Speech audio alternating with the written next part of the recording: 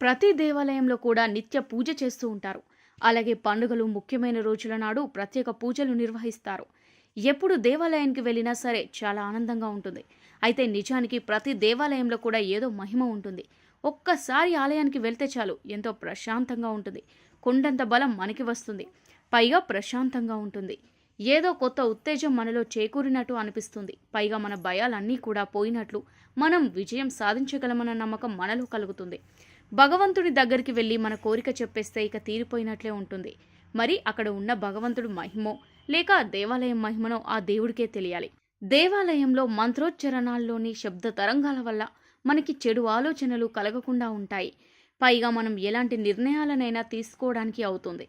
అందుకే పెద్దలు దేవాలయంలో దర్శనం అయిపోయాక ఒకసారి కూర్చోవాలంటారు. అసలు ఎందుకలా కూర్చోవాలంటారు అన్న అనుమానం మనలో చాలా మందికి ఉంటుంది.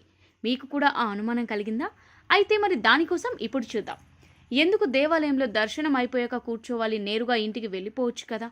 అయితే నిజానికి ఈ మంత్రోచ్చరణాల్లోని శబ్ద తరంగాల వల్ల మన మనసు బాగుంటుంది. చెడు ఆలోచనలు రావు. చక్కని నిర్ణయాలు తీసుకోవడానికి అవుతుంది. దైవ సన్నిధిలో కాసేపు అలా కూర్చోవడం వల్ల మన జ్ఞాపక శక్తి మెరుగుపడుతుంది. అదే ధ్యానం, జపం చేస్తే ఇంకా అద్భుతంగా ఫలితాలను పొందొచ్చు. ఏ సమస్యకైనా చక్కటి మార్గాన్ని మనం వెతుక్కోవచ్చు. అందుకే దేవుడు దర్శనం అయిపోయిన తర్వాత వెంటనే వచ్చేయకుండా దేవాలయంలో కాసేపు కూర్చోవాలని పెద్దలు చెబుతూ ఉంటారు.